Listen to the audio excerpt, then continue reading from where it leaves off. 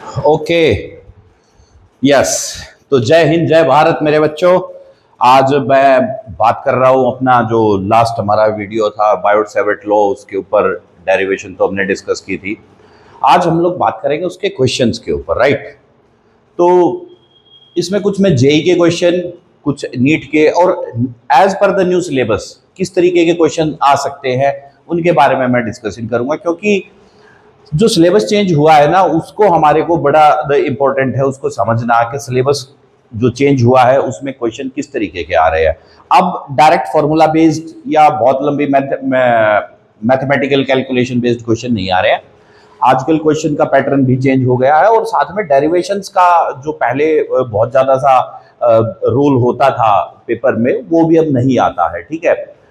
तो उसके रिलेवेंट मैं बात करने वाला हूं आप लोगों से, और बड़े ध्यान से तरीके से पूरा वीडियो देखना, आपको पूरा बायोट-सैवर्ट लॉ और इसमें कुछ में जेई के पीवाईक्यू, नीट के पीवाईक्यू सभी क्लियर हो जाएंगे, और बहुत ही ट्रिक्स के साथ सॉल्व करवाऊंगा। ऐसे नहीं है कि कन्वेंशनल मेथड तो है ही है, लेकिन कुछ बहुत छोटे छोटे से तरीके रहेंगे जिससे कि आप 1 मिनट का क्वेश्चन 1 मिनट में ही कर पाएंगे, ठीक है, और आप कंफ्यूज भी नहीं होंगे। तो मैं एक बार थोड़ा सा रिवाइज कर लेता हूं, थोड़ा सा क्विक रिवीजन कर लेता हूं बायोट-सैवर्ट लॉ का।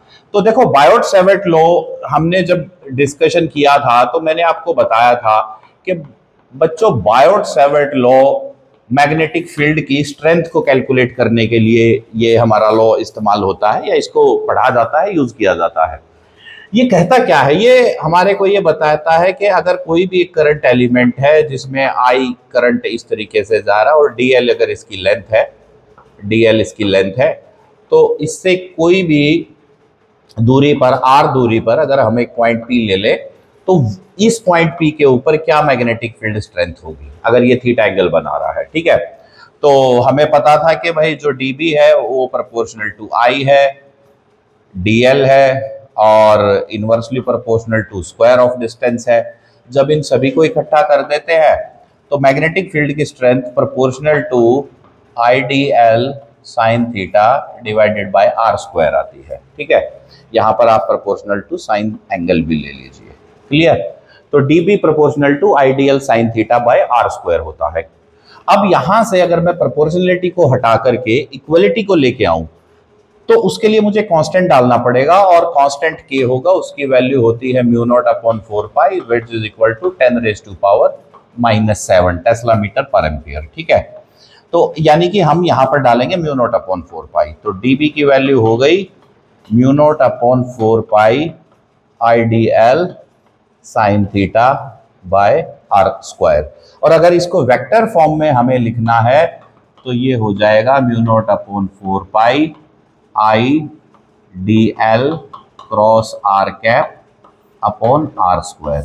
ये हो गया इसका वेक्टर फॉर्म लिखने का तरीका, ठीक है। पहले मैं क्लास में पढ़ा चुका हूं, ये सिर्फ आपके लिए क्विक रिवीजन है। यानी कि इस क्वेश्चन में हमारे को क्या पता लगता है इस लॉ से, कि जो मैग्नेटिक फील्ड की स्ट्रेंथ की वैल्यू है वो होती है mu not upon 4 pi I D L sine theta by R square, और अगर हम साइन थीटा को निकालेंगे तो हमें यूनिट वेक्टर डालना पड़ेगा, और यूनिट वेक्टर को भी हटाएंगे तो यहाँ पर ऊपर आ जाएगा आर वेक्टर और नीचे हो जाएगा आर क्यूब, ठीक है। वो भी वेक्टर फॉर्म ही है, अगर आप इसको ज्यादा लिखेंगे तो ठीक है।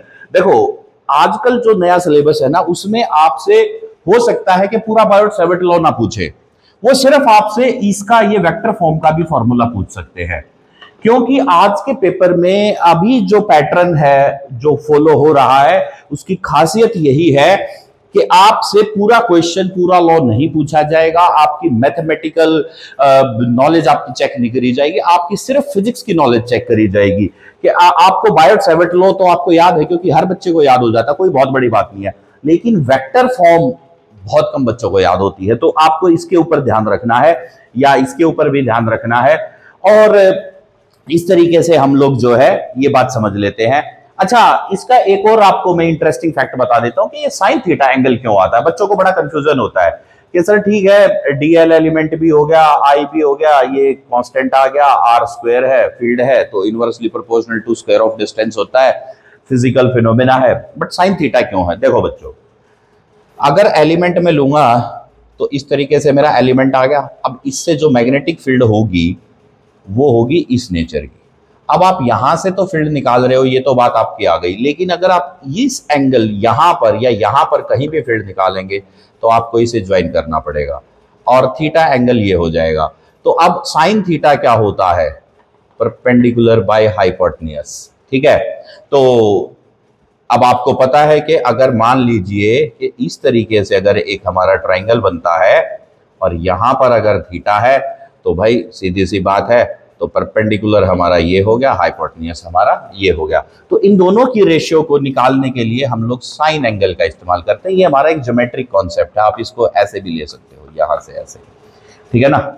ये यहां से आपने इसको ऐसे ले लिया और क्योंकि ये वैल्यू और ये वैल्यू सेम ही आएंगी तो इसलिए साइन थीटा का भी यहाँ पर बात क्लैरिटी हो गई हमारे, क्योंकि साइन क्यों था, बहुत ही डेप्थ कॉन्सेप्ट है ये, आप ये याद रखना कि ये साइन एंगल ही क्यों है, कॉस क्यों नहीं है, टेन क्यों नहीं है, वाई ओनली साइन, क्योंकि magnetic field due to any linear element is always circular in nature. वो जब सर्कुलर नेचर में होगी और अगर उस सर्कल की पेरिफेरी पर आप कहीं पर भी फील्ड अगर देखना चाहेंगे तो आपको साइन एंगल की आवश्यकता पड़ेगी। तो इस तरीके से हो गया हमारा बायोट-सैवर्ट लॉ, ठीक है, याद रखेंगे इसको। अब इसके बाद जो हमारा नेक्स्ट है वो है एप्लीकेशन ऑफ बायोट-सैवर्ट लॉ, ठीक है।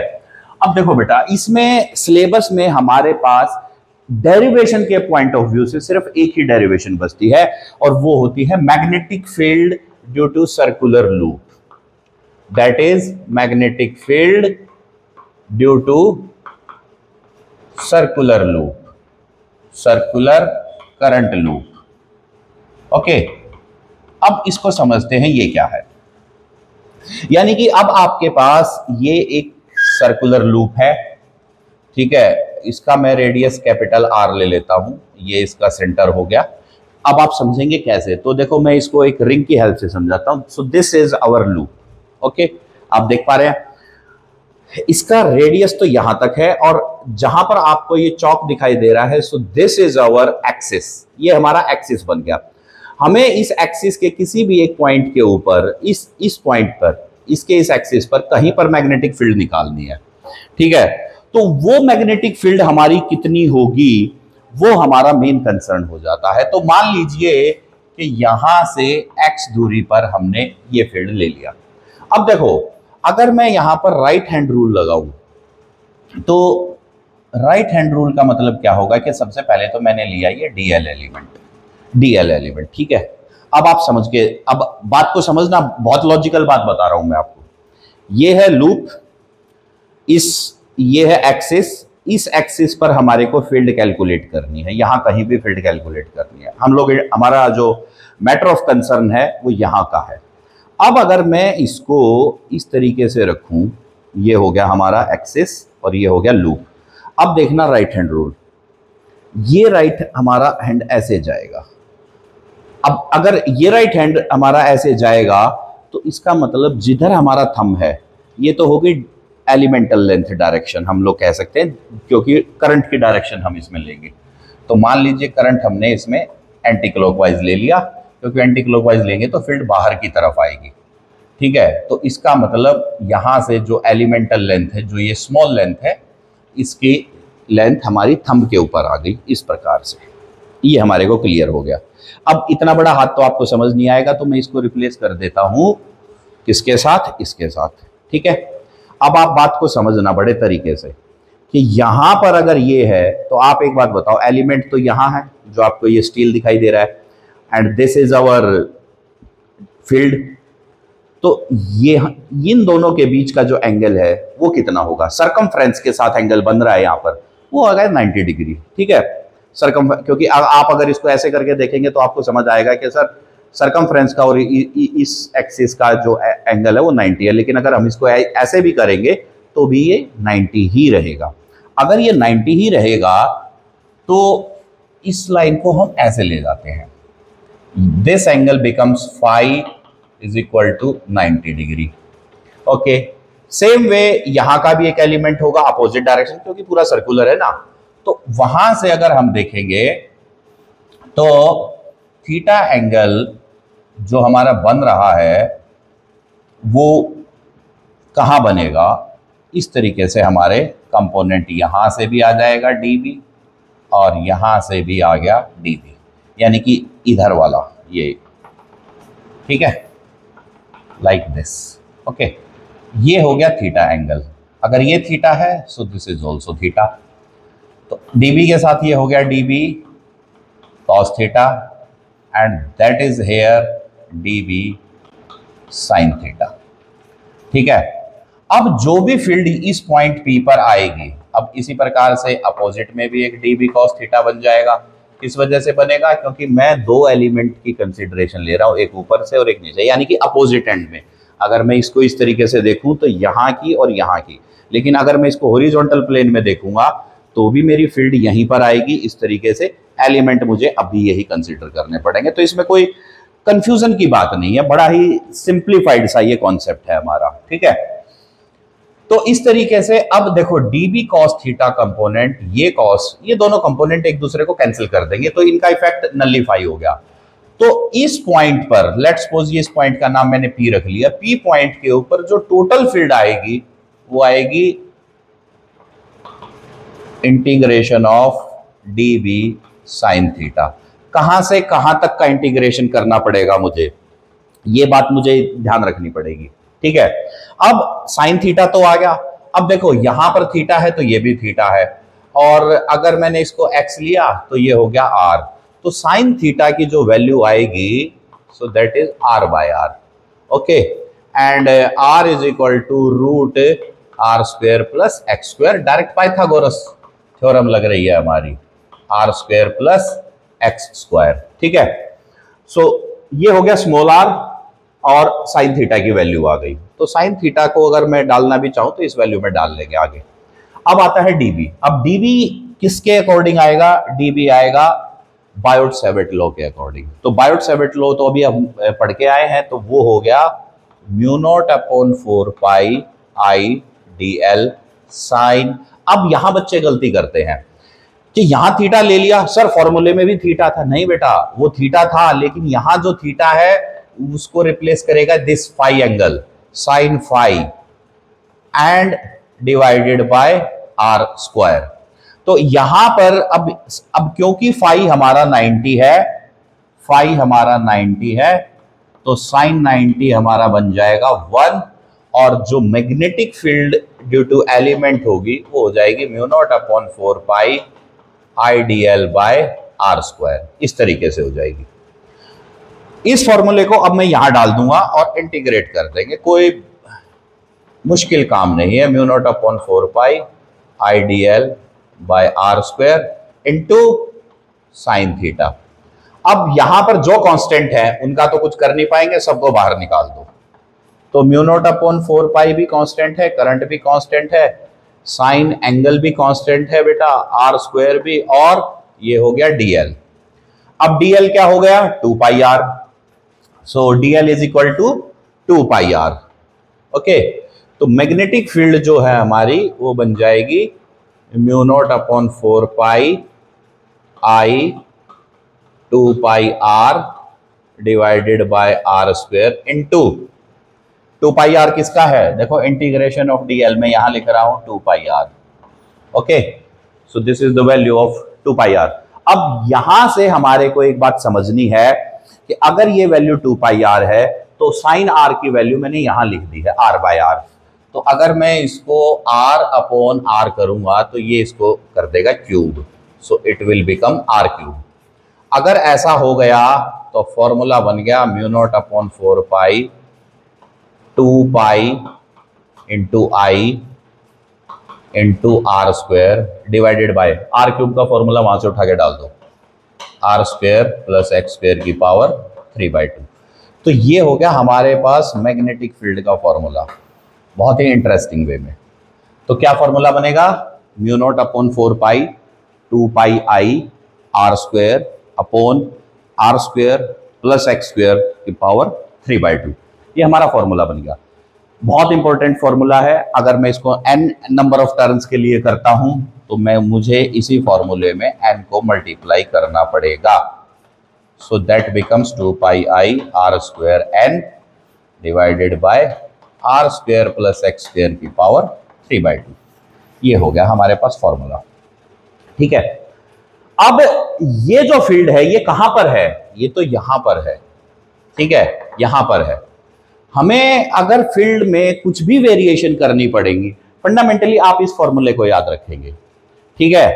डेरिवेशन के स्टेप्स ज्यादा लंबे नहीं हैं, एक स्टेप, दो स्टेप, ये तो इसी का ही पोर्शन लिख दिया, 3, 4 और 5, 6 और ये 7 स्टेप में आपकी derivation complete. There are only 7 steps for this derivation. इससे ज्यादा स्टेप्स में आपको घुसने की आवश्यकता नहीं है, बहुत अंदर तक जाने की आवश्यकता नहीं है। इस बात को याद रखिए कि अभी जो पैटर्न है उसके अकॉर्डिंग आपको इतनी ही बात। तो मैं स्क्रीन से हट जाता हूं और आप इसको नोट कर सकते हैं, कंप्लीट आप इसको नोट कर लीजिए, वीडियो को पॉज कर लीजिए और इसको देख लीजिए, ठीक है। अब मैं इससे आगे चलता हूं, ठीक है, और आगे चलते हुए अब मैं बात करता हूं कि इस फॉर्मूले से हम लोग किस किस तरीके से और वेरिएशंस को कैलकुलेट कर सकते हैं। So now I am removing this, okay, तो मैंने इसको हटा दिया है, ठीक है। और ये अगर आपको कहीं भी कोई भी है कंफ्यूजन है, डाउट है, तो वीडियो को आप थोड़ा स्लो कर सकते हैं, थोड़ा सा बैक जा सकते हैं कि मैंने कब किस पॉइंट पर कौन सी बात कही है, तो उस बात को आप रखिएगा। और अगर कहीं भी दिक्कत है तो आप कमेंट सेक्शन में लिखिएगा, तो जरूर मैं आपके जो भी आपका क्वेश्चन रहेगा या आपका डाउट रहेगा मैं उसको क्लियर कर दूंगा, कोई बहुत बड़ी बात नहीं है, ठीक है। अब देखो बेटा, इस फॉर्मूले को अब हम लोग चेंज करते हैं। कैसे चेंज करते हैं, मान लीजिए अब इसमें अलग अलग केस आते हैं। केस फर्स्ट कहां पर आएगा, at centre of coil, at centre of coil.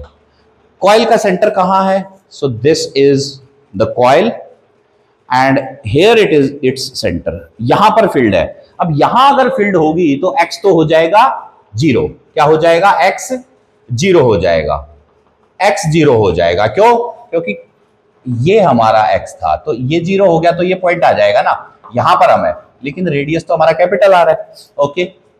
अगर x 0 हो गया तो मैग्नेटिक फील्ड हो गई μ0/4 2 पाई I r² divided by r³, क्योंकि x 0 हो गया, r² ब्रैकेट 3/2 स्क्वायर हट गया तो r³ रह जाएगा, ये मैथमेटिकल पार्ट है, r³।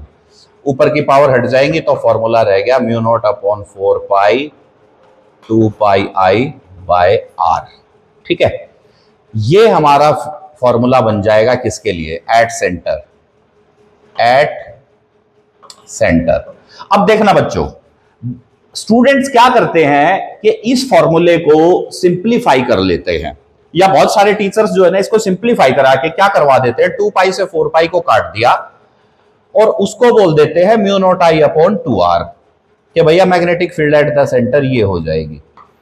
लेकिन ये वाला जो फॉर्मूला है, भले ही ये इसका इजी वर्जन है, लेकिन इससे क्वेश्चन बहुत गलत करते हैं बच्चे, क्वेश्चन बहुत गलत करते हैं। ये बात मेरा 10 साल का एक्सपीरियंस मुझे ये बताता है कि स्टूडेंट्स इस फॉर्मूले के चक्कर में आके बहुत क्वेश्चंस को गलत कर जाते हैं। क्यों गलत कर जाते हैं, अगर मान लीजिए कि सेमी सर्कल आ गया, अगर मान लीजिए कि आपके पास आ गया एक सेक्टर आ गया, तो वहां पर आपकी मैग्नेटिक फील्ड जो निकलेगी ना इस फॉर्मूले के अनुसार नहीं आ पाएगी, यहां पर आप कंफ्यूज हो जाएंगे।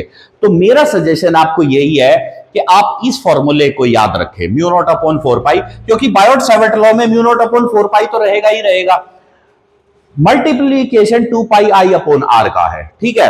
अब देखो 2 पाई क्या है, व्हाट इज 2 पाई, पूरा सर्कल है, 2 पाई क्या है, पूरा का पूरा सर्कल है, क्लियर है। अगर मुझे सेमी सर्कल के सेंटर पे फील्ड निकालनी हो तो क्या होगा, अब देखो इसी में ये हमारा केस 1 था, अब मैं आपके सामने डिस्कस करता हूं केस 2, ठीक है। तो केस 2 क्या होगा देखना, तो केस 2 होगा at centre of semi circle, यानी कि मान लीजिए कि आपके पास इस तरीके से ये एक सेमी सर्कुलर आर्क आपको दे दिया गया है और आपसे पूछा गया है कि भैया ये इसका रेडियस r है और इसमें जो करंट है वो इस डायरेक्शन में I करंट है। अब आप बताओ यहां फील्ड क्या होगी। तो बेटा सीधी सी बात है कि इस फॉर्मूले की वैल्यू को आप डायरेक्ट हाफ कर दो, कुछ नहीं करने की जरूरत। क्या कर दो? हाफ कर दो। तो ये हो जाएगा म्यू नॉट अपॉन 4 पाई। क्यों हाफ कर दो? यार करंट आधे में है ना, आधे एलिमेंट में करंट है, क्योंकि जितना ज्यादा करंट होगा हमारी मैग्नेटिक फील्ड स्ट्रेंथ उतनी ही ज्यादा होगी, और जितने एलिमेंट में होगा उतनी होगी, क्योंकि बायोट-सैवर्ट लॉ का फॉर्मूला क्या है? Mu not upon 4 pi I D L sine theta. तो आई के साथ डीएल भी है। अब अगर डीएल की वैल्यू को अगर आप चेंज कर रहे हो तो इसका मतलब यहां पर लेंथ की भी इंपॉर्टेंस है। अगर लेंथ की इंपॉर्टेंस है तो करंट के साथ भी है इंपॉर्टेंस, क्योंकि करंट तो एलिमेंट में ही फ्लो करेगा। तो ये हो गया 2 pi I upon R into 1/2। तो इसको काट दीजिए, ये बन जाएगा mu not upon 4 pi I pi by R. ये फॉर्मूला हमारा बन गया किसके लिए? Magnetic field due to semi circular loop. NEET में ये क्वेश्चन आया हुआ है, बस थोड़ा सा कंफ्यूज करने के लिए आपके साथ में क्या कर दिया गया था कि यहां पर 2 वायर आपको ऐसे दिखा दी गई थी। बस ये नीट का पीवाईक्यू है। So this is the PYQ of NEET. I am telling you, आप जो स्टडी मटेरियल आपके पास है उसमें आप देख लीजिए, ये क्वेश्चन आपके नीट पीवाईक्यू में मिलेगा आपको, 100% है, आया हुआ है। और ये जेई में भी एक बार आया था, कॉन्फ़िगरेशन थोड़ी सी डिफरेंट थी, और इस फॉर्म में भी आया हुआ है। तो नीट में और जेई में दोनों तरीके से आया। अब देखो, अब अगर मान लीजिए मैं पाई से पाई को भी कैंसिल कर दूं, इस फॉर्मूले को लूं, जिसको कि मैं गलत कह रहा था, गलत नहीं कह रहा था, मैं कह रहा था कि यार इसको यूज मत करो, क्योंकि इसमें जो है आपके सामने प्रॉब्लम आ जाती है। तो ये भी हमारे पास एक फॉर्मूला बन गया, mu naught I upon 4r। तो ये हमारा फॉर्मूला बन गया mu not upon 4 pi I pi by R, mu naught I upon 4r। ये हमारे दो फॉर्मूले बन गए सेमी सर्कुलर लूप के लिए। लेकिन अगर मान लीजिए आपके पास एक सेक्टर आ गया, ठीक है, क्या आ गया? सेक्टर। आपने दो फॉर्मूले रट लिए बच्चों। एक तो आपने फॉर्मूला रट लिया ये सेंटर का और सेमी सर्कल का, ये आपने याद कर लिए, ठीक है, मान लीजिए कि आपको याद हो गए। लेकिन आपके सामने क्या है, चैलेंज कौन सा आ जाएगा? अब यहां मैं इसको साइड में रख लेता हूं ताकि आप लोगों को कंफ्यूजन ना हो कि सर कर क्या रहे हैं। मैं अपने स्क्रीन से कोई भी फॉर्मूला बाहर नहीं जाने दूंगा, ये मेरा प्रॉमिस है, ठीक है। तो सेमी सर्कल का आ गया mu not upon 4 pi I pi by R, ठीक है। अब इसी में अगर मान लीजिए, अब मेरा आ गया case number 3। So next is case number 3। Case number, ये जितने भी केसेस मैं बता रहा हूं ना आपको, ये सभी आपके नीट और जेई के और आपके सीबीएसई के पीवाईक्यू का ही सबमिशन है। और यकीन मान लो कि इस वीडियो को देखने के बाद आप यहां का एक भी क्वेश्चन गलत नहीं करेंगे, कर ही नहीं सकते, क्योंकि बेटा बहुत डेप्थ रिसर्च बेस्ड काम पढ़ा रहा हूं मैं आपके साथ में। अब यहां पर क्या होगा कि मान लीजिए कि ये एक सेक्टर है, ठीक है, इसमें आई करंट है, और ये यहां जिससे भी ये बनाया गया है वहां पर ये थीटा एंगल सबटेंड कर रहा है। अब आपसे पूछा गया कि यार यहां फील्ड बताओ भैया, क्या करोगे? तो अब आप तो फंस गए, क्योंकि आपने तो फॉर्मूला कौन सा याद कर रखा था? म्यू नॉट आई अपॉन 2 पार का। या फिर आपने कौन सा फॉर्मूला याद कर लिया? Mu naught I upon 4r का। आपने ये फॉर्मूले तो याद कर रखे थे। कहां ध्यान नहीं था आपका? यहां ध्यान नहीं था। अरे भाई, मैंने आपको बोला है कि जो पाई था पहले, क्योंकि एंगल, ये जो पाई है, pi is what? Pi is the angle subtended at the centre by the elemental length. तो वहां पर पाई एंगल था, क्योंकि भैया सेमी सर्कल जब आएगा तो एक स्ट्रेट लाइन बन जाएगी, पाई एंगल ही होगा। लेकिन जब सेक्टर अगर बन गया, थीटा एंगल है, तो यहां पर पाई किसको रिप्लेस कर रहा है? थीटा को रिप्लेस कर रहा है। तो मैग्नेटिक फील्ड क्या बन गई? Mu not upon 4 pi I theta by R. So that's how this, देखो कितना आसान हो गया। लेकिन अगर आपके पास ये फॉर्मूला याद होता तो आप कंफ्यूजन में आ जाते, या अगर आप सेंटर का ये वाला फॉर्मूला याद करते तो आप कंफ्यूजन में आ जाते। इसलिए मैंने कहा था कि भले ही ये भी फॉर्मूले ठीक हैं, बट ये ओवर सिंप्लीफाइड है, कुछ जरूरत से ज्यादा ही सिंप्लीफाइड हो गए, जिससे कि हमारे दूसरे केसेस में जो हमारा बनता है कॉन्सेप्ट, वो हमारा मिस हो जाता है, और फिर हम लोग जो है उसको रिलेट नहीं कर पाते कि किस तरीके से इसका रिलेशनशिप बनेगा। ये हमारे को ध्यान में रखने की आवश्यकता है। क्लैरिटी मिल गई इसमें? अब चलिएगा, अब इससे आगे और क्वेश्चन में लेके आता हूं आपके सामने। ठीक है, तो सेक्टर का हो गया और किस चीज का हो गया आपके सामने। अब सेमी सर्कल का हो गया, सेंटर पे हो गया। अब देखो बेटा, अगला फॉर्मूला क्या रहेगा कि नेक्स्ट हमारा जो कॉन्सेप्ट होगा वो किसको लेकर के है, वो है दो कॉन्सेंट्रिक सर्कल को लेकर के। तो केस नंबर 4, ठीक है, लेट्स सपोज आपको कह दिया गया कि भैया ये और ये, इसका रेडियस R1 है और इस वाले सर्कल का रेडियस R2 है। दो कॉन्सेंट्रिक सर्कुलर लूप है और दोनों में करंट जो है वो I फ्लो कर रहा है, या I2 I1 ले लीजिए। ठीक है, किसी भी फॉर्म में दे सकता, कोई फर्क नहीं पड़ता है। I1 और I2 इक्वल भी हो सकते हैं और अलग अलग भी हो सकते हैं, वो कोई रोल प्ले नहीं करेगा। फॉर्मूला क्या था हमारा अभी, सेंटर वाला फॉर्मूला। तो सेंटर का फॉर्मूला तो था बच्चों mu not upon 4 pi 2 pi I upon R. So ये था फॉर्मूला हमारा। देखो एक ही इसी फॉर्मूले से ही ना पूरे इसके कॉन्सेप्ट में लेके चलूंगा और आप कहेंगे वाह सर मजा आ गया। तो मजा तो आता ही है, मेरी क्लास में तो हर बार ही है, ये तो कोई बहुत नई बात नहीं है। अब देखो तो B1, अब क्योंकि दोनों ही एंटी क्लॉकवाइज है तो फील्ड दोनों की आउटवर्ड आएगी as per the Fleming right hand rule. Field हमारी बाहर की तरफ ही आएगी, outward to the plane of this paper और प्लेन ऑफ बोर्ड, कुछ भी आप वर्ड डाल दीजिए। तो B1, तो B नेट जो होगी ना वो हो जाएगी B1 प्लस B2, क्योंकि सेम फील्ड में डायरेक्शन है तो एड ऑन हो जाएगी। तो B1 क्या बनेगा बच्चों, mu not upon 4 pi 2 pi I1 by R1, फिर mu naught upon 4 pi 2 pi I2 by R2। अब देखो म्यू नॉट अपॉन 4 पाई और 2 पाई को कॉमन ले लो। म्यू नॉट अपॉन 4 पाई को मैंने कॉमन ले लिया, साथ में 2 पाई को भी कॉमन ले लिया। I1 upon R1 plus I2 upon R2। इस फॉर्म में क्वेश्चन आपका आंसर आ जाएगा, बी नेट मैग्नेटिक फील्ड। ये अगर मान लीजिए कि इसी में एक बात और तरीके से समझना मेरी बात, बिल्कुल धीरे धीरे से चल रहा हूं मैं, कोई हड़बड़ाहट नहीं है, कोई जल्दी नहीं है। बस पढ़ने का तरीका वही है कि जो मैं लिख रहा हूं वीडियो को पॉज करना है, केस को लिखना है और सारा यहीं पर। क्योंकि देखो मैं यहां पर सारा क्यों लिख रहा हूं, मैं चाहूं तो इसको स्मार्ट बोर्ड पे भी डाल सकता हूं, ठीक है, स्मार्ट बोर्ड पे सारा आ जाएगा। लेकिन जो मजा सामने खाना बनते हुए देख के खाने में है वो बना बनाया खाने में नहीं है। बात समझ में आ गई ना। तो फर्क होता है, थोड़ा स्वाद का भी फर्क होता है और क्वालिटी और गुणवत्ता दोनों ही बातें आ जाती हैं। तो यहां पर ये हो गया हमारे पास इस तरीके का कॉन्सेप्ट। कब हो गया, when the current is in same direction. तो ये हो गया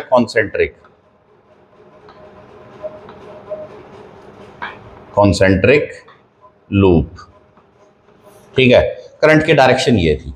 अब इसी में अगर मैं फिफ्थ क्वेश्चन लूं, जिसको कि मैं केस ले रहा हूं, अब करंट की डायरेक्शन मान लीजिए बेटा रिवर्स हो गई, ठीक है।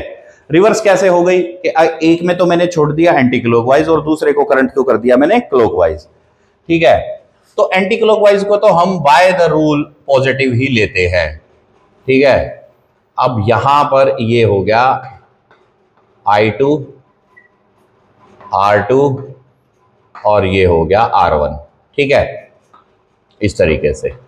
तो बी नेट क्या होगी सेंटर पर, बी नेट वही B1 प्लस B2, दोनों को एड ऑन कर दो क्यों, लेकिन क्योंकि इसकी डायरेक्शन अपोजिट है तो इस फॉर्मूले में ये वाली वैल्यू जो है R2 की वैल्यू ये नेगेटिव हो जाएगी। ये याद रखना कि जो एंटी क्लॉकवाइज है करंट वो आपको पॉजिटिव रखना है और जो क्लॉकवाइज हो गया उसको नेगेटिव रखना है, क्योंकि उसकी फील्ड जो है वो नेगेटिव एक्सिस पे चली जाएगी। इसकी जो फील्ड है वो पॉजिटिव एक्सिस पर आ रही है, एक्स एक्सिस पॉजिटिव पर प्लस आई कैप, और इस वाले की फील्ड किधर जाएगी, माइनस आई कैप, ठीक है। तो इस वजह से हम लोग इसको रख देंगे mu not upon 4 pi 2 pi I1 by R1 minus I2 by R2। देखो कितना इजी हो गया क्वेश्चन, बहुत ही सिंप्लीफाइड वे में। एक भी क्वेश्चन ऐसा नहीं है जो आप नहीं कर पाएंगे, ठीक है। लेकिन मैंने ये वाला फॉर्मूला पकड़ा था और मैं इसी में ही 5 क्वेश्चन एक फॉर्मूले से ही मैं सॉल्व आउट करता चला गया। फिजिक्स को आज के टाइम में पढ़ने का as per the new syllabus and new change in syllabus, this is the only perfect way. इसके अलावा कोई परफेक्ट वे नहीं है। You have to be analysis, you have to be analytical. ठीक है, क्यों? क्योंकि जो एनईपी है वो अपने सिलेबस में एनालिटिकल क्वेश्चन पूछ रहा है आजकल, इस बात को याद रखना है। और वो आपसे किस तरीके के क्वेश्चन पूछ रहा है? वो आपसे फिजिक्स के कॉन्सेप्ट्स की एप्लीकेशन बेस्ड क्वेश्चन पूछ रहा है। अभी वो जमाना चला गया कि पेपर में सिर्फ 2 ही बातें होंगी, या तो डेरिवेशन होंगे या न्यूमेरिकल होंगे, या नीट का अगर पेपर है तो उसका एक अलग फॉर्मेट आएगा। नहीं, अगर आप मोर और लेस देखेंगे तो जो फॉर्मेट है उसमें कोई बहुत सा अंतर नहीं है। सीबीएसई का भी कंपार्टमेंट का पेपर हुआ था, उसको भी मैंने देखा था, तो उस पेपर में भी मैंने यही पाया कि डेरिवेशन बहुत कम थी, उसके अंदर फॉर्मूला बेस्ड न्यूमेरिकल बहुत कम थे। क्वेश्चन थे application based, formula analysis based, graphical based, graph analysis based question थे। केस बेस्ड क्वेश्चन है वो तो रहेंगे ही, लेकिन केस बेस्ड में भी कैलकुलेशन बेस्ड क्वेश्चन की संख्या ठीक ठाक थी, बहुत कम तो नहीं थे, लेकिन हाँ वो भी थे कैलकुलेशन बेस्ड क्वेश्चन। लेकिन कैलकुलेशन फॉर्मूला बेस्ड तो थी, वो तो रहेगी, ऑब्वियसली बात है, बट फॉर्मूले के अंदर जो वैल्यू का सब्स्टिट्यूशन था ना, दैट इज नॉट डायरेक्ट, वो डायरेक्ट नहीं था। तो ऐसा नहीं है कि आपने अगर कोई भी फॉर्मूला रख दिया और उसमें डायरेक्ट क्यों नहीं था? जैसे कि मैंने अब आपको ये क्वेश्चन बताया ना, अब वो इसमें आपको आई कैप प्लस माइनस में कंफ्यूज कर सकता है ऑप्शंस में डाल करके, बस इतना ही करेगा, यानी कि डायरेक्शन स्पेसिफिक आपको बात करनी है। एनीवे, चलिए अब इससे आगे के क्वेश्चन लेते हैं। लेकिन एक हमारा टॉपिक है magnetic field due to straight wire. अब उसकी डेरिवेशन तो बेटा हमारे सिलेबस में है नहीं, क्योंकि द बायोट-सैवर्ट लॉ वो डेरिवेशन अब सिलेबस में नहीं है। एम्पियर लॉ से उसका है, लेकिन अगली क्लास में जब एम्पियर लॉ करेंगे तो उसको हम लोग डिफाइन कर देंगे। अभी के लिए मैं आपको ये बता रहा हूं कि magnetic field due to current carrying wire, current carrying wire. देखो मैं इसको एनालिसिस करूंगा, क्यों करूंगा? क्योंकि क्वेश्चन मिक्स होके आते हैं दोनों से, जेई में भी और नीट में भी और सीबीएसई में भी, क्योंकि इसकी जो डेरिवेशन है वो बायोट-सैवर्ट लॉ के अकॉर्डिंग सिलेबस में नहीं है, बट एम्पियर लॉ से इसका रिलेशनशिप है। तो पहले एम्पियर लॉ डिस्कस करेंगे, तो वो बाद की बात है, नेक्स्ट लेक्चर में वो काम होगा। इस लेक्चर में हम लोग जो डिस्कशन करेंगे वो ये है कि मान लीजिए कि ये एक वायर है, ठीक है, और इस वायर में क्या हो रहा है, फाइनाइट लेंथ हमने ले ली, मान लीजिए कंसिडरेशन में है, और यहां पर जो हमारी मैग्नेटिक फील्ड है वो हमारे को कैलकुलेट करनी है किसी भी डिस्टेंस पर। कोई भी हम डिस्टेंस डी ले सकते हैं या कुछ भी वैल्यू रख सकते हैं, ठीक है। तो अगर मान लीजिए कि हमारे पास इस तरीके से एक वायर है, बड़ी लंबी है, और हम लोग यहां पर उससे फील्ड निकालना चाह रहे हैं, ठीक है, इसको आप डी ले लीजिए तो ज्यादा ठीक रहेगा। सबसे पहले तो ये समझ लीजिए कि मैग्नेटिक फील्ड का पैटर्न कैसा होगा। देखो, एक स्ट्रेट वायर की हेल्प से जो मैग्नेटिक फील्ड का पैटर्न होगा वो होगा, हाँ जी, तो मैग्नेटिक फील्ड का जो पैटर्न होगा वो कैसा होगा, देखो पहले तो समझते हैं। ये अगर एक करंट कैरिंग वायर है तो इससे जो मैग्नेटिक फील्ड होती है वो कॉन्सेंट्रिक सर्कल्स के फॉर्म में होती है, इस तरीके से। That's how a magnetic field is being created by a, ये सर्कल अलग अलग नहीं है, ये बात समझना आप। जैसे कि ये अगर एक वायर है तो इससे जो मैग्नेटिक फील्ड होगी वो ऐसे होगी, और इसी के ऊपर अब आप मान लीजिए कि एक बड़ा सर्कल है या कोई छोटा सर्कल है, इसी सेंटर यही रहेगा, जो इसका सेंटर है उसी सेंटर पे हमारी रहेगी। ये यहां पर फील्ड ऐसे रहेगी, आगे ऐसे होगी, आगे ऐसे होगी, तो ये फील्ड इस तरीके से कॉन्सेंट्रिक सर्कल के वे में बन जाएगी। हमारा कंसर्न है कि यहां पर फील्ड कितनी है, तो इसलिए अब ऐसा डायग्राम ना बना करके मैं ऐसा बना लेता हूं, ठीक है। तो इसका जो फॉर्मूला आएगा वो कैसा होगा कि हम लोग इसकी डेरिवेशन के लिए क्या करते हैं, यहां से ये हम लोग जो है दो एंगल φ1 और φ2 लेते हैं, ठीक है, और डायरेक्ट फॉर्मूला मैं लिख रहा हूं क्योंकि डेरिवेशन सिलेबस में नहीं है। तो μ0 upon 4 pi, I upon D, क्योंकि मैंने डिस्टेंस डी लिया है, और फॉर्मूला बन गया sine phi one plus sine phi two. देखो बेटा, कोई भी जो स्ट्रेट वायर है आप इस फॉर्मूले को याद रखेंगे, सारा का सारा जो हमारा कंफ्यूजन है या जो भी हमारी चेंजेस होंगी वो इसी फॉर्मूले में होती है। एक बात विशेष ध्यान रखना जिससे कि स्टूडेंट बहुत गलत करते हैं क्वेश्चन। अगर मान लो जैसे ये हॉरिजॉन्टल वायर है, ठीक है, यहां पर वायर है, तो फील्ड जो है वो यहां होगी, ऐसे कॉन्सेंट्रिक सर्कल्स होंगे ऐसे, यहां पर फील्ड और यहां पर फील्ड, यानी कि वायर के यहां पर फील्ड।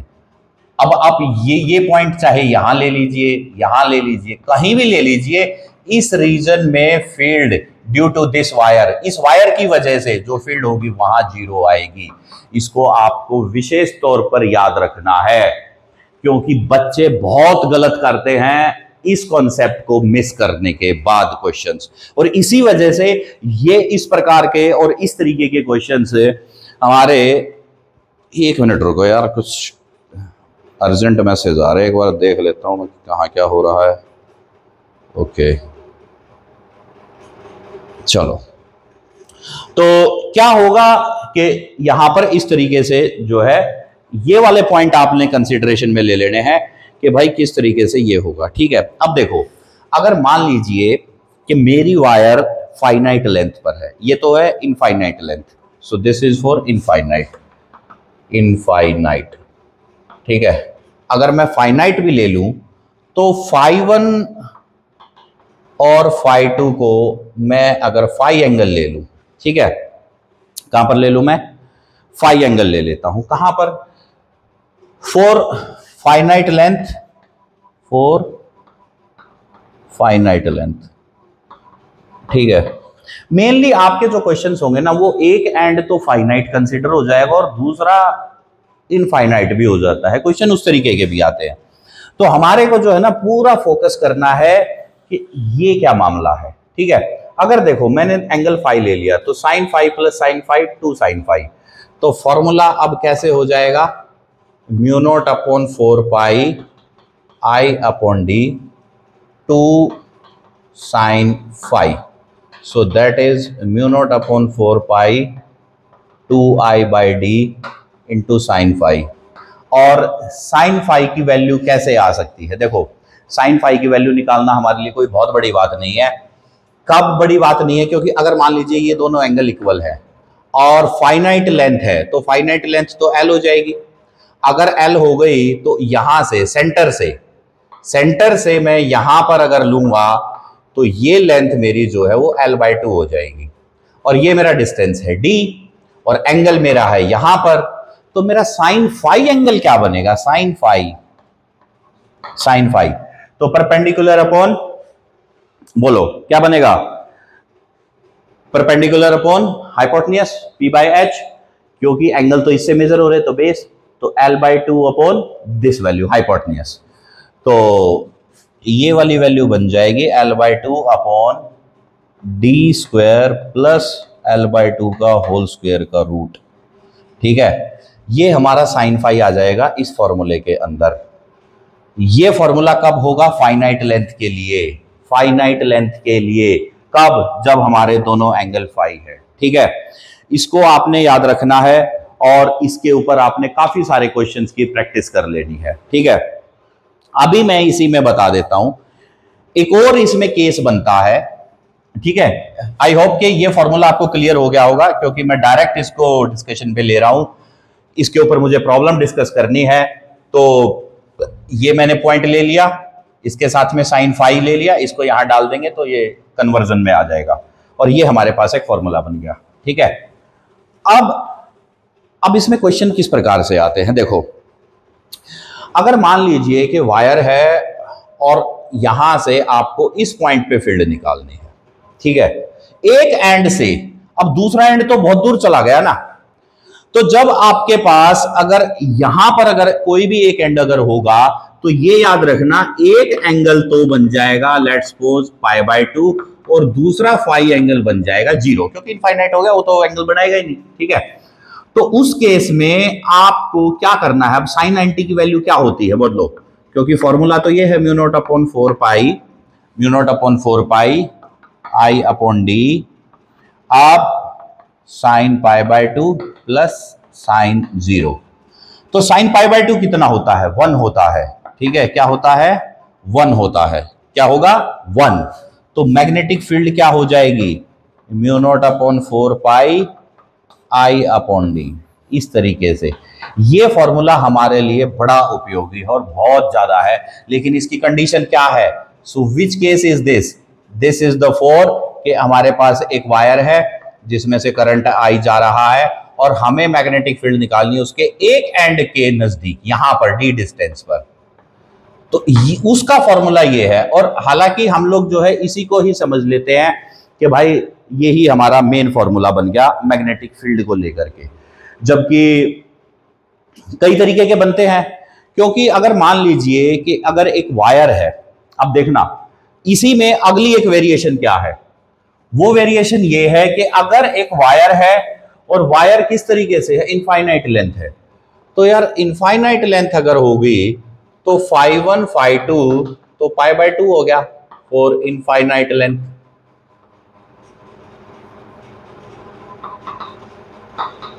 इनफाइनाइट लेंथ में φ1 φ2 पाई बाय 2 हो गया, और दोनों अगर पाई बाय 2 हो जाएंगे तो फॉर्मूला क्या बन जाएगा? बोलो, mu not upon 4 pi 2 I upon D. And इसको इस तरीके से याद कर लेंगे, म्यू नॉट अपॉन 4 पाई 2 आई अपॉन डी। अब देखो, एक तो फॉर्मूला ये है mu not 4 pi 2 I upon D. ये कब है? Infinite length. ये याद रखना, ये कब है? जब हम लोग इनफाइनाइट लेंथ वायर में ही फील्ड निकाल रहे हैं एक एंड पे। ये यहां पर कब निकाल रहे हैं? सेंटर पे, यानी कि इनफाइनाइट लेंथ है और यहां पर कहीं पर आप डी डिस्टेंस पर ऐसे फील्ड निकाल रहे हो। तो ये कंडीशन इसके लिए है, आई करंट ऐसे फ्लो कर रहा है, यहां पर आप निकाल रहे हो। So this angle becomes pi by 2। इधर से ये पाई बाय 2 हो जाएंगे। अब क्योंकि ये तो सिमेट्रिकल है, लेकिन आप इमेजिन करके देखो कि लेंथ बहुत लंबी है, तो ये पॉइंट वैसे ही शिफ्ट होता चला जाएगा ना, वैसे ही शिफ्ट होता जाएगा। तो हर बार ये इसके इधर ही आ जाएगा, पाई बाय 2 पर आ जाएगा, क्योंकि नेवर एंडिंग केस हो गया ये। तो लेंथ कभी खत्म नहीं हो रही है, और लेंथ कभी खत्म नहीं हो रही है तो पॉइंट भी हमारा शिफ्ट होता चला जाएगा, और वो चला जाएगा पाई बाय 2 एंगल पे। ठीक है, तो वो हमारे पास बन गया। और इसी का एक जो सिंप्लीफाइड वर्जन है जो बच्चे याद कर लेते हैं, वो होता है mu naught I upon 2 pi D. ठीक है, यहां पर ये इनफाइनाइट के लिए होता है। लेकिन ये याद रखना कि ये जो फॉर्मूले है ना, ये जो ओवर सिंप्लीफाइड फॉर्मूले जिसको मैं बोलता हूं, ये आपके लिए प्रॉब्लमेटिक हो जाते हैं कई बार। क्यों हो जाते हैं? क्योंकि आप फिर जब उसको आपने एनालिसिस करके डालना होता है, जैसे प्रॉब्लम आ गई अब आपके सामने। देखो, अब मैं आपके सामने एक प्रॉब्लम डिस्कस करता हूं कि किस तरीके से ये आपके लिए परेशानी का कारण बन जाते हैं ये वाले फॉर्मूले। ठीक है, और जबकि मैंने आपको फॉर्मूला क्या बताया था? म्यू नॉट आई अपॉन 4 पाई। अब देखो, ये एक जेई का पी वाई क्यू है, so this is for JEE P Y Q. ठीक है, क्वेश्चन ये था, क्वेश्चन कुछ इस प्रकार से है कि आपको 2 एलिमेंट दे दिए वायर के, एक इस तरीके से और एक इस तरीके से। ये करंट दे दिया, ये नाम रख दिया पी क्यू आर। ठीक है, यहां से ओ डिस्टेंस और यहां से ये, और इधर ये। ठीक है, अब पी क्यू आर, इसका नाम रख दिया एक्स वाई और जेड। ठीक है, एक्स वाई जेड रख दिया। अब इसमें जो करंट है वो इस तरीके से दे दिया, दिस इज द करंट। आपसे पूछा गया है कि मैग्नेटिक फील्ड एट ओ, यहां पर बताओ भैया फील्ड कितनी है, जबकि ये दूरी d है और ये दूरी भी d है, ये दोनों के दोनों डिस्टेंस जो है वो d है। और आपसे पूछा गया है कि यहां फील्ड बताओ, यहां पर। अब देखो, इंटरेस्टिंग फैक्ट क्वेश्चन है। अब जो कॉन्सेप्ट मैंने आपको बताया है ना, ये डायरेक्ट कॉन्सेप्ट लगेगा। कैसे लगेगा? देखो, मैंने आपको बताया था कि बेटा अगर वायर इस तरीके से हो तो उसके अगर सामने के पॉइंट पर अगर फील्ड निकालनी हो तो 0 आएगी। इसका मतलब पी क्यू और वाई जेड की वजह से फील्ड ओ पर 0 है। पी क्यू और वाई जेड की वजह से फील्ड ओ पर 0 है। अब फील्ड कहां पर है, फिर टोटल फील्ड कहां बची?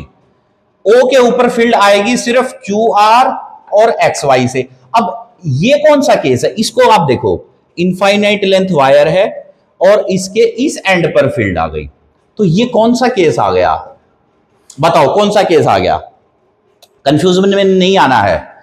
कौन सा केस आ गया? म्यू नॉट आई आई अपॉन 4 पाई डी। कितना आ गया? क्योंकि डिस्टेंस डी है, तो mu naught I upon 4 pi D इसके द्वारा फील्ड है। क्यों है? देखो, करंट डाउनवर्ड है, इस तरीके से करंट इज डाउनवर्ड, तो फील्ड की डायरेक्शन किधर आ रही है? आउटवर्ड, सो पॉइंटिंग आउट, तो इसको मैंने डॉट दे दिया क्योंकि बाहर फील्ड आ रही है, so this is for B1। अब B2 में देखो, अब इसमें भी फील्ड कहां आ रही है? बाहर की तरफ आ रही है, तो B2 की वैल्यू क्या हो जाएगी? वो भी वही हो जाएगी, mu naught I upon 4 pi D और क्रॉस, तो बी नेट क्या हो जाएगा? B1 प्लस B2, दोनों को अगर हम लोग ऐड कर देंगे तो mu naught I upon 4 pi D और एक 2, so it becomes 2 mu naught I upon this value. अब अगर आपसे क्वेश्चन में मैथमेटिकल भी अगर इस क्वेश्चन को बनाना है तो करंट दे देंगे, मान लीजिए करंट है 2 एम्पियर का, डिस्टेंस आपको दे दिया लेट्स सपोज 3 सेंटीमीटर, तो 2 इंटू 10 की पावर -7 अगर मैंने करंट दे दिया 2 एम्पियर, डी दे दिया 3 सेंटीमीटर, तो नेट फील्ड कितनी आ जाएगी? देखो वो आ जाएगी 2 into 10 raise to power -7, current हो गया 2 एम्पियर और डिस्टेंस हो गया 3 इंटू 10 रेज टू पावर -2। ये जाएगा तो ऊपर हो जाएगा 10 की power 2 plus 4/3, so the answer become 4/3 into 10 की power -5 Tesla. So this is the answer. ये जेई का PYQ है बेटा, इसको ये याद रख लेना, जो कि एक स्ट्रेट वायर के ऊपर है, ठीक है। इसी प्रकार से अब मैं आपके साथ में डिस्कस करता हूं एक ऐसा क्वेश्चन जो नीट में भी आया हुआ है। अब क्या है कि वायर और आर्क दोनों का सेमी सर्कल और कोई भी आर्क है या सर्कल है उसको हम लोग सॉल्व करते हैं, तो एक बार इसको ध्यान दे लीजिए, आप लोगों के सामने है ये क्वेश्चन, ठीक है। अब मैं इसको हटाता हूं, देखो अगला क्वेश्चन क्या होगा, बड़ा ही इंटरेस्टिंग पार्ट है। क्या है अगले क्वेश्चन में? बहुत ही मजेदार क्वेश्चन है ये, क्वेश्चन है हमारा नीट के। अब मैं आपके साथ में नीट के क्वेश्चन डिस्कस करता हूं कुछ एक। देखो हमारे साथ में हमारे को एक ऐसी सिमेट्री दी गई, ओके, ये इसका रेडियस हो गया r, आपसे पूछा गया ये इसका रेडियस है r, ठीक है, इस वायर का, और इसमें करंट ऐसे जा रहा है, ऐसे पूछा गया है कि यहां पर इस पर O पॉइंट पर फील्ड कितनी है, how much is the field at O। तो यहां पर ये सेगमेंट 1 ले लो, इसको 2 ले लो और इसको 3 ले लो, करंट तो पूरे में सेम ही रहेगा I। आपसे पूछा गया है यहां पर, ये आपको एक शेप दे दी, ठीक है, इस तरीके से आपको एक वायर दे दी, ठीक है, उस वायर को इस तरीके से फोल्ड करके और आपके सामने रख दिया गया। पूछा गया कि यहां पर फील्ड बताओ कितनी आएगी। तो देखो बच्चों, पहले वाला केस क्या है, तो B1, तो बी नेट क्या आएगा, सबसे पहले तो यही समझ लेते हैं, तो बी नेट आएगा इन सब का सम। अब सबसे पहले तो हम लोग देख लेते हैं कि इससे जो मैग्नेटिक फील्ड की डायरेक्शन है वो किधर आएगी। देखो इस एंड पे इस वायर की वजह से फील्ड किधर आ रही है, इस प्रकार से देखते हैं, क्योंकि करंट इधर है तो थंब हमारा इधर जाएगा, तो ये देखो कहां पर आ रही है, आउटवर्ड, नॉर्मल, तो आउटवर्ड के लिए क्या बना देंगे, डॉट, ठीक है, तो इससे फील्ड इस तरफ आएगी। अब देखो इस तरफ ये, अब इस वाले एलिमेंट से फील्ड किधर आ रही है, ये भी बाहर की तरफ आ रही है, तो 2 के लिए भी फील्ड बाहर ही आएगी। एंड सेम वे इसमें भी हमारा अगर राइट हैंड रूल लगाएंगे तो किधर आ रही है फील्ड, बाहर, तो 3 में भी, यानी कि फील्ड की डायरेक्शन, टोटल फील्ड की डायरेक्शन कहां पर है, सेम वे में है। तो इसका मतलब सारी फील्ड ऐड ऑन हो जाएंगी। बस अब 3 फॉर्मूले थे, तीनों को ऐड ऑन कर दो, बस हो गया formula question, mu naught I upon, अब यहां पर आर आ गया, ठीक है, तो क्या हो जाएगा, mu naught I upon 4 pi R plus B2 कितना हो जाएगा बोलो, म्यू नॉट अपॉन 4 पाई कितना हो जाएगा बोलो, mu not upon 4 pi I pi by R, क्या हो जाएगा म्यू नॉट अपॉन 4 पाई, क्योंकि ये तो एक सेमी सर्कुलर लूप बन रहा है, क्वेश्चन में भी सेमी सर्कुलर ही दिया है। B3 क्या हो जाएगा, again mu not upon 4 pi I by R. अब ये तो क्वेश्चन बन गया, अब इसको सिंप्लीफाई करके आप इसको कुछ भी लिख सकते हो, कैसे देखो, mu not upon 4 pi R, mu not upon, तो 2 तो इनका ये हो गया भैया, तो यार mu naught I upon 4 pi R, अगर मैं कॉमन ले लूं तो 2 इधर आ गया और इसका पाई बच गया, तो 2 plus pi, so this is our net field. आप इसको चेक कर लेना, ये आपके नीट का PYQ है।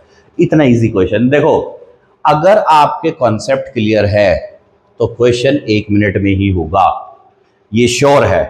अगर कॉन्सेप्ट हिले हुए हैं तो आपको बार बार उसको रिवाइज करने की, उसको रिपीट करने की आवश्यकता है। कोई शॉर्टकट नहीं है, जितनी ज्यादा बार आप उस फॉर्मूले को अपने सामने से रखेंगे उतनी ही ज्यादा बार आप उसको समझ पाएंगे और उतनी ही ज्यादा बार आप उस क्वेश्चन को अटेम्प्ट कर पाएंगे। ठीक है, अब देखो ये एक क्वेश्चन हो गया, मैं आप इसको इमेजिन कर लीजिए और इस क्वेश्चन को सॉल्व कर लेंगे, ठीक है ना। अब इससे अगला एक और पार्ट बनता है, देखो वो भी नीट का ही क्वेश्चन है, ठीक है, PYQ है, नीट में आया हुआ क्वेश्चन है। अब सिमेट्री क्या दे दी आपको, इस तरीके से, यहां से ऐसे और ये, अब करंट ऐसे जा रहा है, ठीक है, ओके, अरे यार ये तो ऐसे, ये ऐसे जा रहा है करंट, ठीक है, आई करंट है, तो 1 2 और 3 बात वही आ गई यार। अब सेंटर यहां पर है R, यानी कि अब आपसे पूछा गया है कि यहां के फील्ड बताओ। तो चलो ये क्वेश्चन मैं आप लोगों के लिए छोड़ता हूं, आप लोग ट्राई करो खुद से, और कितनी जल्दी आप इस क्वेश्चन को कर पाएंगे वो आप लोगों के ऊपर निर्भर करता है।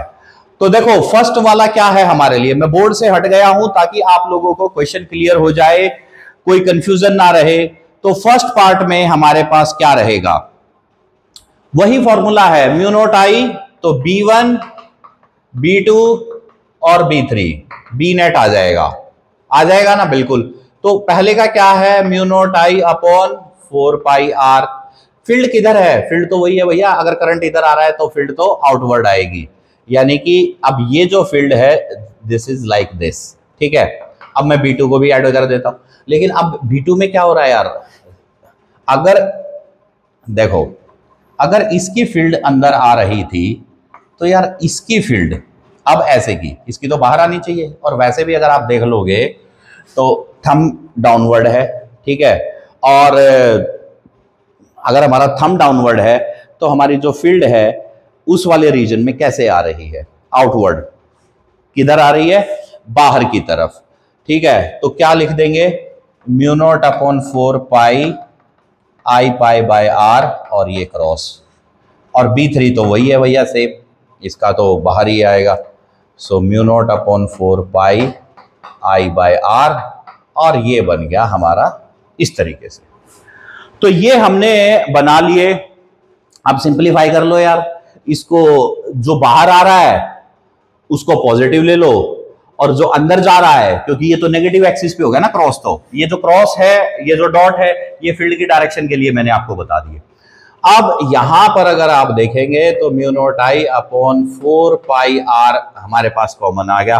अब देखो इसका तो आ गया 2, और इसका क्या रह गया, पाई, क्या रह गया हमारे पास, पाई, तो आंसर आ जाएगा 1 माइनस क्या होगा बोलो, 1 माइनस 2 बाय पाई, और यहां से हो जाएगा पाई माइनस 2, ठीक है। So that is mu naught I upon 4 pi R और पाई माइनस 2। इस तरीके से आप लोग जो है इसको सॉल्व कर देंगे। यहां पर ये ऐसे लिखेंगे 4r, ठीक है। Mu naught I upon 4r को मैंने कॉमन ले लिया था, पाई के साथ मैंने वैल्यू छोड़ दी थी, तो ये हो गया -2 अपॉन पाई रह गया, और फिर उसको सॉल्व कर देंगे तो π-2 आंसर हो जाएगा हमारा। ठीक है, तो इस तरीके से जो है हम लोग इस क्वेश्चन को भी सॉल्व कर पाते हैं। ठीक है, और भी हमारे क्वेश्चन इसके ऊपर बनते हैं, बहुत सारे होते हैं। एक और आपके बड़ा इंटरेस्टिंग क्वेश्चन है जो कि कॉन्सेंट्रिक सर्कल का ही है। ये वायर और सर्कल के कॉम्बिनेशंस के क्वेश्चन है। अब यहां पर मैं एक और क्वेश्चन आपके साथ लेके आता हूं, अगर आप ना नोट कर पाए तो आपको वीडियो में आगे बढ़ने की आवश्यकता नहीं, उसको वहीं पर पॉज कीजिए, जो स्क्रीन पर लिखा है उसको साथ साथ लिखिए बेटा। बहुत सारे क्वेश्चन डिस्कस किए हैं मैंने, बहुत सारे इस एक वीडियो में। अब देखो, अगर मान लीजिए कि एक क्वेश्चन कुछ इस प्रकार से है कि दो लूप है, एक तो ये लूप हो गया, दोनों के सर्कल जो सेंटर हैं वो कॉन्सेंट्रिक है बट प्लेन अलग अलग है, इस प्रकार से है। ठीक है, इसका भी रेडियस r है और इसमें जो करंट है वो I1 गया और इसमें जो करंट है वो I2 गया। अब देखो फील्ड निकालते हैं, तो देखो I1 में करंट इस तरीके से है तो B1 इधर जाएगा। क्यों जाएगा, देखो मैं अलग से बता दें। ये है वर्टिकल प्लेन में, वर्टिकल प्लेन में अगर है तो फील्ड किधर आएगी, इस तरफ आएगी। अब आ गया हॉरिजॉन्टल प्लेन में, तो हॉरिजॉन्टल प्लेन में क्या है, इस तरीके से है। सो दिस इज, और इसकी जो फील्ड है वो क्या हो जाएगी, B2 ऊपर की तरफ हो जाएगी। तो ये आ गया B1 और ये आ गया B2, यानी कि B2 इस वाले का फील्ड ऊपर चला गया। अब हमें पता है कि दोनों फील्ड तो वेक्टर क्वांटिटी है, तो रिजल्टेंट इधर आएगा भैया। तो B नेट क्या होगा, सो that is our B net. तो B नेट क्या होगा, B नेट तो B1 का स्क्वायर प्लस B2 का स्क्वायर और उन दोनों का रूट। यानी कि अब आपको पता है कि भैया सेंटर पे ही फील्ड आनी है, तो mu not upon 4 pi, circular है याद रखना, तो 2 पाई I1 बाय R। ठीक है, अब इसका होल स्क्वायर कर लो आप, और म्यू नॉट अपॉन 4 पाई I2 पाई I2 अपॉन 2 पाई का R का, इसका होल स्क्वायर, और फिर इसको पूरे को रूट में डाल दो। ठीक है, तो अब अगर आप दोनों करंट को सेम कर लेते हैं, लेट्स सपोज कि आपने क्या करा, दोनों की करंट वैल्यू को आपने सेम कर दिया, I1 और I2 हमारे पास सेम है। ठीक है, तो क्या हो जाएगा, सब तो कॉमन ही आ जाएगा। तो mu not upon 4 pi 2 pi I1 I2 को मैंने I ले लिया, 2 पाई I अपॉन R, और यहां रह जाएगा √2, क्योंकि ये गया 1 और ये गया 1, 1 और 1 2। ठीक है, तो इस तरीके से ये हमारे पास बन जाएगा। सो that's how this value becomes, यहां पर ये mu naught upon I2 2 pi by R का होल स्क्वायर, और ये इसका होल स्क्वायर है, पूरे का रूट है। सो सिंपली वे में करोगे तो ये आंसर आ जाएगा भाई। ठीक है, और अगर आप इसको और सिंप्लीफाइड आंसर पूछा है आपसे तो ये हो जाएगा mu not I upon 2R √2। So that is √2 times of mu naught I upon 2R। ठीक है, यानी कि डिपेंड करेगा कि आपकी करंट की वैल्यू क्या है, और रेडियस आपके सेम है, कॉन्सेंट्रिक है। ये भी एक हमारा क्वेश्चन है जो कि हमने सिंपली वे से सॉल्व कर लिया। बहुत ही इंटरेस्टिंग क्वेश्चन है ये, और इंपॉर्टेंट क्वेश्चन भी है, इसको आप लोग याद रखें, इंपॉर्टेंट क्वेश्चन भी है ये, कई बार पूछा गया है, कई बार ये सिलेबस में आया गया है। ठीक है, और एक दो क्वेश्चन चलो ले लेते हैं, अभी तो अच्छा माहौल बना हुआ है। ठीक है, तो ये हमारे पास बन गया, ये भी हमारा एक PYQ था, चलिएगा नोट कर लेंगे। ठीक, अब अगला एक क्वेश्चन लेके आता हूं आपके सामने, और आपको वो क्वेश्चन समझ के मजे ही आ जाएंगे, आप बोलोगे सर वाह क्या बात है। देखो, दो सेमी सर्कुलर लूप की मैं आपको दो क्वेश्चन दे रहा हूं, एक और ये दो।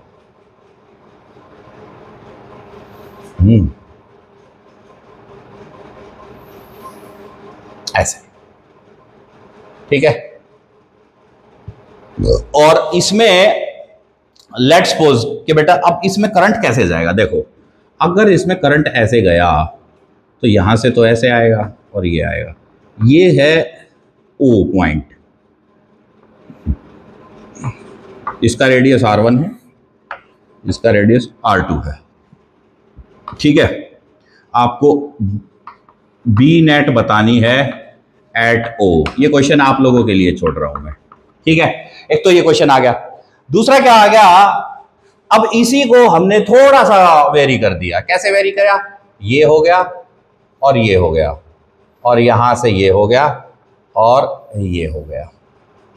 ठीक है, अब यहां से ये हो गया, ये है R1 O पॉइंट से, और O से ये हो गया R2। ठीक है, एक हो गया R1 और एक हो गया R2। ये दो आपके सामने क्वेश्चंस आपके सामने रख दिए गए हमने। तो अब आप बताओ कि बी नेट एट O यहां पर क्या होगा। दो क्वेश्चन है आपके सामने, करके देखो, ट्राई करो आपके सामने। कोई एडिटिंग नहीं करूंगा मैं इस वीडियो में, कुछ भी चेंज नहीं करने वाला। ठीक है, सारा क्वेश्चन आपके सामने एज इट इज रखे हुए हैं, दोनों के दोनों क्वेश्चंस हैं, और करंट की डायरेक्शन हमारे को हमने दिखा दी है। तो अब आपको बताना पड़ेगा कि भाई कैसे होगा। देखो, आप लोग वीडियो को पॉज करके भी सॉल्व कर सकते हैं, क्योंकि अगर मैंने डिस्कशन नहीं किया तो वीडियो लंबा हो जाएगा और फिर उसका कोई बेनिफिट नहीं रहेगा। देखो बेटा, अब अगर ये इस तरीके से जा रहा है, करंट इस तरीके से है, इसमें करंट की डायरेक्शन ये है, तो इस वाले की, छोटे वाले की, इस वाले एलिमेंट की, इस पे ध्यान देना। अब ये जो सेगमेंट है, लेट्स सपोज इसका नाम हम MNOP रख लेते हैं, MNO, अरे यार O भी आ गया ना, MN, अच्छा RS भी है तो XY रख लो, चलो इसको भी MNXY, ये हो गया। तो ये जो एलिमेंट है, एक तो हो गया MY, एक हो गया NX, एक हो गया MN और एक हो गया XY। दोनों में सेम है, बस सिमेट्री थोड़ी सी अलग हुई। यहां हो गया MN, ये इधर गया MY, ये हो गया XY, ये हो गया NX। ठीक है, अब यहां पर आपसे पूछा गया है कि बी नेट एट O बताओ। तो यार, जो B बाय MN है और B बाय XY है, यानी कि जो स्ट्रेट सेगमेंट है, उससे तो फील्ड आ जाएगी 0। तो जो बी नेट होगा वो BNX प्लस BMY होगा, दोनों के केस में, दोनों के ऊपर ये फॉर्मूला हमारा लगेगा। ठीक है, BMY। ओके, अब NX का फॉर्मूला लिख लेते हैं भैया। सेमी सर्कुलर लूप है, क्वेश्चन में गिवन है, तो mu not upon 4 pi I pi by R1, field बाहर की तरफ। ठीक है, और दूसरे वाला क्या हो जाएगा, बोलो, mu not upon 4 pi I pi by R2, और फील्ड कहां, बाहर की तरफ, अंदर की तरफ। क्यों, क्योंकि अब करंट उस तरफ जा रहा है, तो अगर करंट की डायरेक्शन ये है तो फील्ड अंदर चली जाएगी।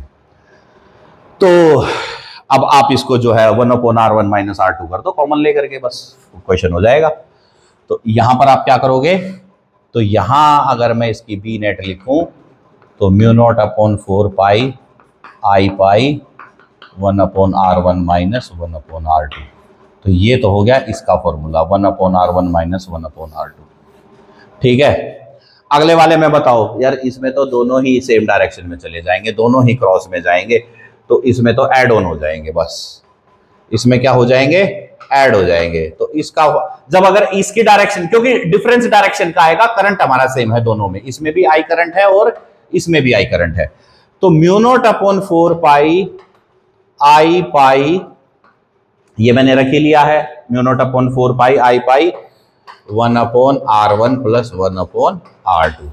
इसीलिए मैं आपको कह रहा था कि यार ये जो ये पाई है ना, इसको साथ लेके चलना, ताकि आप लोगों को कोई भी कंफ्यूजन नहीं होगा किसी भी तरीके से। अब अगर इसी क्वेश्चन को मैथमेटिकल वे से दे दिया तो इजी है, अगर आपको किसी और वे से दे दिया तो भी इजी है। तो ये आपके लिए इस तरीके से क्वेश्चन बनाना कोई मुश्किल काम नहीं है। तो मैंने इस वीडियो के थ्रू आपके साथ में बायोट-सैवर्ट लॉ, उसके एप्लीकेशन और उसके ऊपर काफी सारे क्वेश्चंस का मैंने डिस्कशन किया है। आई होप कि आपको ये बात समझ में आ गई होगी। So stay tuned, next video में बात करते हैं। जय हिंद, जय भारत, थैंक यू।